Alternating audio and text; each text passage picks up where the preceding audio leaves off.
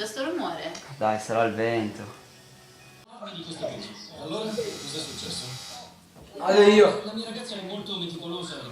Il mio medico curare i pazienti. Il suo medico personale se ne vada in vacanza. Cazzo, non c'è nessuno. Come non c'è nessuno? Non c'è nessuno, te lo giuro. Ma ci avranno fatto uno scherzo. Oh ragazzi, io 7. Mica volete che No, tranquillo. Cosa è successo? Jessica! Cosa sta succedendo?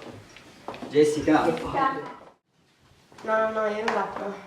Fanculo, vado io, va.